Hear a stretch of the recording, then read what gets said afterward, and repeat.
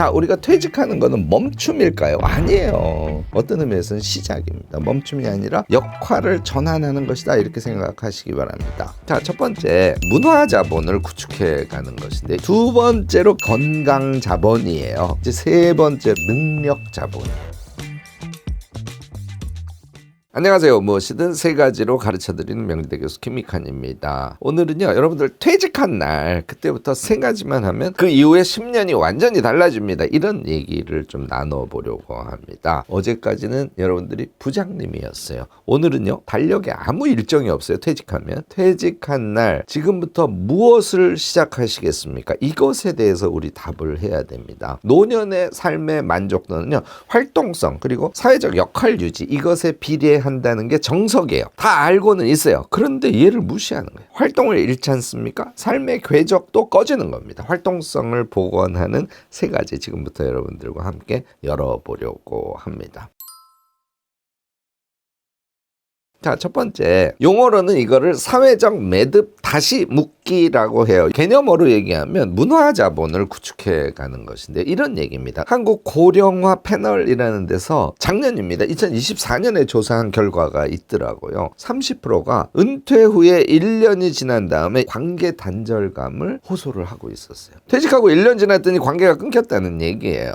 직장인이었던 나, 그리고 그 나와 맺어진 관계들, 전체적으로 관계 단절의 상황으로 간다는 거죠. 여러 국면에서 이런 상황들이 찾아옵니다. 여러분들 사회적 위치가 없어지면요, 관계가 급감됩니다. 엄청 서럽죠. 갑자기 관계가 급감되니까 더 서러운 거예요. 퇴임을 했으니까 사회적 위치가 없어졌죠. 그럼에도 불구하고 난 예전의 위치에서 대우를 받으려고 하는 그런 무의식이 일상에서 작동을 합니다. 사실 이게 제일 큰 문제예요. 퇴직을 하고 나면요, 새로운 나에 대한 위치 지음을 여러분들이 적극적으로 하셔야 되는 거예요. 퇴임한 여러분들이니까 난 퇴직한 누구라고 이야기하고 거기에 맞는 자기의 위치 선정을 하시는 게 정말 중요합니다. 관계가 많이 단절되는 사람일수록요, 자기의 과거의 직장, 사회적 위치, 이런 것들에 매달리게 돼요. 직장생활, 사회적 역할, 이런 것들에만 집중해온 사람들이 특히 그렇게 되는 것이죠. 여러분들 이런 질문을 해보세요. 역할을 완전히 제외했어요. 역할과 나는 상관이 없어. 그 상태에서 나는 누구인가에 대해서 꼭 답을 하려고 노력을 하셔야 됩니다. 직장인, 전문가로서의 역할, 그런 거 있죠. 가정에서의 자기의 역할 같은 거 있죠. 친구들과의 관계에서의 역할, 이런 거 있죠. 그런데 그 역할을 다 빼고 난 상태에서의 나,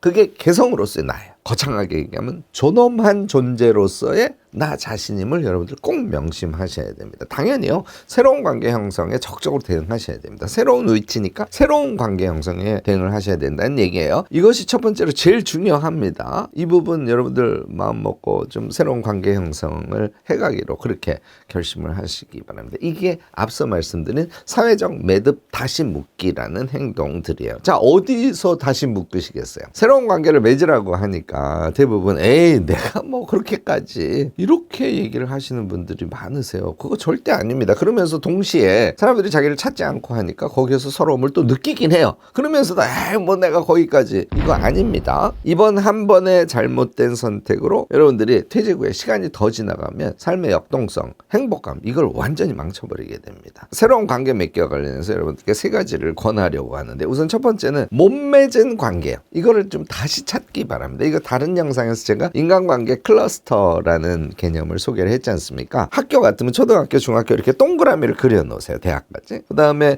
종교관계면 종교관계, 또 자기의 직장 같으면 직장을 몇 번 옮겨서 그럼 동그라미 몇 개 나오겠죠. 또 이사 다닌 거, 또 친척, 이렇게 동그라미를 그리고 그 동그라미 주변에다가 여러분들이 친구 또는 깊은 관계라고 생각하는 사람들만 쭉 써놓아 보시는 거예요. 그리고 저는 거기에다 추가할 것은, 잘 기억해 보니까 내가 그 친구랑은 좀 관계를 잘 맺고 친구가 되고 싶었던데 하여튼 우연한 기회에 관계가 맺어지지 않은 바람의 관계들, 그런 것도 이름을 써놓으시기 바랍니다. 그렇게 하신 상태에서 사실 내가 그다지 좋아하진 않아, 그런 분들을 오히려 제외시키고요, 여러분들이 그동안 못 만났던 사람들을 인간관계 클러스터를 그리면서 찾아내고 스스로 적극적으로 연락하셔서 새로운 관계를 맺어보시라는 거예요. 그러니까 아는 사이긴 한데 깊은 관계가 아니었던 지나친 사람들을 다시 찾는 작업을 인간관계와 관련해서 저는 적극적으로 하시기를 권합니다. 저도 이제 경험이 있는데요, 동년배들이기 때문에 연락을 하면 일반적으로 너무나 좋아합니다. 있습니다. 등산 같이 가실 수 있죠. 여행 같이 가실 수 있죠. 미술관이나 이런 데 관람 같이 가실 수 있죠. 저는 식사나 술 모임은 그다지 권하지 않습니다. 왜냐하면 밥 먹고 술 마실 때는 할 수 있는 게 우리가 말하기밖에 없잖아요. 같이 나눌 이야기가 사실 많지는 않습니다. 그러니까 무엇인가를 같이 하시면 너무너무나 좋은 친구들을 여러분들 새로 발견해내실 수 있을 겁니다. 두 번째로 제가 권하는 게 이거 요즘에 많이 하시는 분들 계시더라고요. 지역에 대부분 시니어 클럽이 있어요. 카페 형식으로도 있고요. 지자체에서 시니어 클럽을 적극적으로 맺도록 이렇게 활동을 하기도 합니다. 이 경우는 동일 거주지에서의 관계이기 때문에 새로운 이웃 관계를 맺을 수 있어요. 이분들은 꽤 자주 만나실 수 있습니다. 제일 쉽게는 그냥 인터넷에서 치세요. 뭐 마포구 시니어 클럽 이렇게 치시면 카페들이 아마 나올 겁니다. 거기 들어가서 가입하시고 이제 슬슬 시작해 보시는 거예요. 그 안에서 새로운 관계가 형성될 겁니다. 세 번째는 성장형 관계라고 칭합니다. 요거 이미 하시는 분들 되게 많은데 제가 운영하는 아이캔 대학 같은 데를 들어오시라는 거예요. 자기 성장을 시키기 위해서 게임도 하시고 했으니까 시간도 좀 있고 공부도 열심히 하고 책도 열심히 읽고 글도 쓰시고 함께 향유하는 것도 좀 하시고 이런 거를 같이 하는 모임을 새로 시작하는 거예요. 그런데 성장적인 그런 모임을 하는 것이죠. 이 경우는 뭐가 좋으냐면요. 특히 아이캔 대학 같은 데 들어오신 분들은 지향이 같아요. 제가 이타성의 자기개발이라는 지향을 엄청 강조하거든요. 그러니까 그런 지향을 갖고 같은 관심을 가진 사람들이 거기에 수두룩하게 모여 있다는 것이죠. 독서 모임 같은 거 소모임으로 자주들 하거든요. 이런 걸 하다 보면 그 안에서 내 마음과 똥 맞는 새로운 친구를 여러분들이 사귀실 수 있습니다. 노년의 최고의 친구들이 아마 이 속에 있을 가능성이 높습니다. 새롭게 절친이 생기는 것이죠. 옛날 그냥 관성으로 이어지던 만남만으로는 같이 만나도 서로 막 허세만 부리고 막 이러다가 지나가요. 공허감만 남게 되죠. 그거 아니란 얘기를 하고 싶은 겁니다.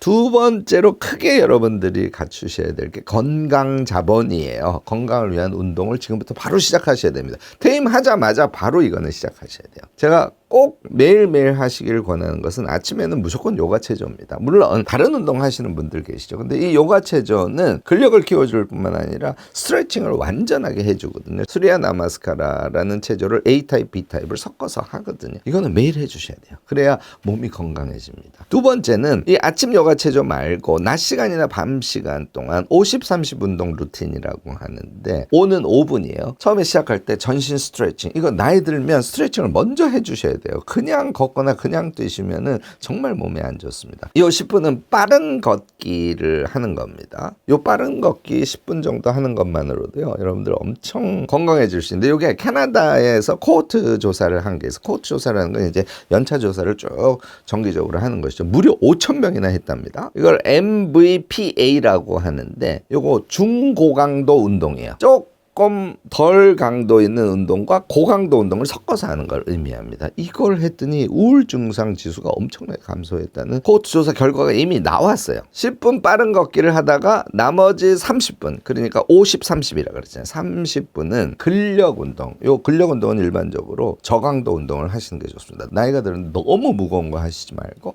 저강도 근력 운동을 하잖아요. 그러면 근감소증 이런 거 예방할 수 있고 근력 운동, 상체 운동 또는 뭐 스쿼트 같은 거랑 하체 운동 이것을 하면 균형 감각이 엄청 좋아집니다. 이렇게 운동을 하셔야 되는 것이죠. 그래서 스트레칭, 빠른 걷기와 달리기를 섞어서 하는 거, 그다음에 근력 운동 이거 매일 총 45분을 하시면 생명을 살리는 건강 루틴이다 이렇게 부르셔도 틀리지 않을 겁니다. 얘는 스포츠센터에서도 하실 수 있습니다. 또 강변 등의 자연 또는 집 근처에 무슨 트랙 같은 게 있으면 그런 트랙에서도 다 쉽게 하실 수 있으니까 요거는 퇴임하자 반드시 해주시기 바랍니다. 세 번째가 이제 일주일에 한 번 이상 하시는 건데 요거는 취미 운동에 대한 얘기예요. 나는 일주일에 한 번씩 주말에는 꼭 등산을 가. 나는 주말에는 꼭 트레킹을 해. 탁구를 쳐. 여러 가지 있을 수 있어요. 적극적으로 여러분들 일주일에 한 번씩 운동을 해주시기 바랍니다. 얘가 우리의 삶을 유지해주는 건강 자본이다 하는 거 잊지 마시고요.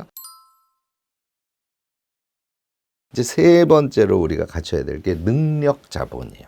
나이가 들으면 내가 뭐 능력이 여기까지인데 아니에요. 여러분들이 해오신 여러분들이 다니는 직장에서 하던 일만 능력이 있지 다른 게 능력이 있지는 않거든요. 그래서 배움에 재투자를 하는 게 엄청 중요하다는 말씀을 드립니다. 통계청에서 2024년에 가계금융복지조사라는 걸 했어요. 최소생활비가 240만 원이 나왔습니다. 그런데 이 최소생활비 기준에서 볼 때도 나는 부족해 하는 응답이 무려 57%예요. 그러니까 다양한 능력을 키워서 경제생활도 크지 않더라도 한 달에 50만 원이라도 한 달에 100만 원 너무 좋죠. 이런 것들을 반드시 하셔야 되는 거예요. 이게 또 기쁨이기도 하거든요. 요즘에 퇴임하시는 분들 IT AI 영역에 조금 더 적극적으로 저는 달라드시기를 권하는데요. 이제 이런 걸 제가 고려해서 아이캔 대학에 IT AI 대학이라는 걸 열었잖아요. 지금도 모집 중이니까 이런 거 적극적으로 하시기를 권하는데 제가 김某某씨 예를 들면요. IT AI 학습을 엄청 했어요. 그래서 챗GPT를 통해서 간단하게 자동화할 수 있는 것들을 설계해서 강의를 하셨는데 그냥 아주 잠깐만 하는 것인데 월 수입을 29만 원씩 추가 수익을 얻을 수 있었다는 그런 사례 여기서 소개를 드리죠. 독서도 사례가 당연히 있을 수 있죠. 아이캔 대학을 졸업하시면 독서 능력이 상당히 늡니다.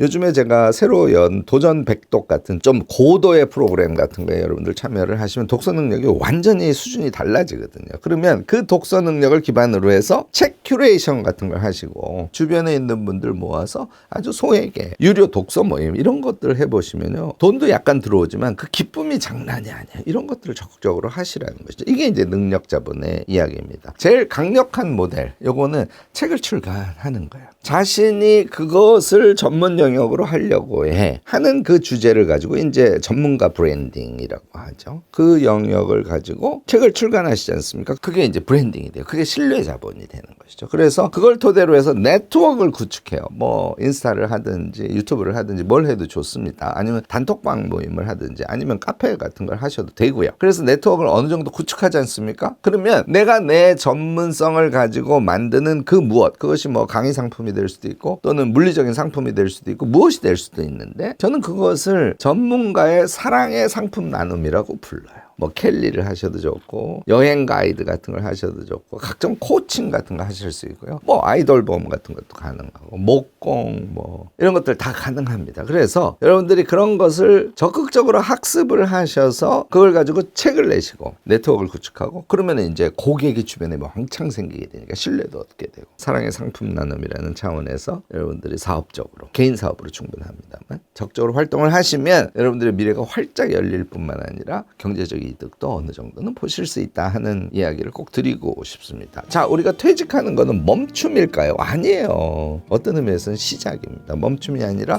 역할을 전환하는 것이다 이렇게 생각하시기 바랍니다. 이게 액티비티 티어리 오브 에이징이라고 해서요. 이게 이제 로버트 헤비어스트라는 사람이 강조하신 건데요. 계속 움직이는 사람이 더 오래 더 행복하게 산다는 이야기야. 관계활동 제일 앞에 말씀을 드렸죠. 운동활동 두 번째 말씀을 드렸죠. 배움과 실행활동 이런 것을 균형적으로 하시지 않습니까? 삶의 만족도, 심리적 안정감 이게 극도로 높아질 겁니다. 오늘 제 얘기 들으시고 여러분들 퇴임한 그날부터 오늘 말씀드린 세 가지 자본을 몸에 착 붙일 수 있도록 적극적으로 실행해 주시기 바랍니다. 오늘은요 여러분들 댓글 한번 달아보시면 어떨까 싶은데 당장 여러분들이 제 얘기 듣고 실행할 한 가지 나는 이런 걸 할 거야 나는 이런 걸 하고 싶어 하는 의견을 댓글로 나눠주시면 우리가 이것이 지혜 나눔으로서 역할을 할 수 있지 않을까 싶습니다. 오늘 여러분들께 드린 이야기가 도움이 되셨다면 좋아요, 구독, 알림 설정까지 꼭 부탁드리겠습니다.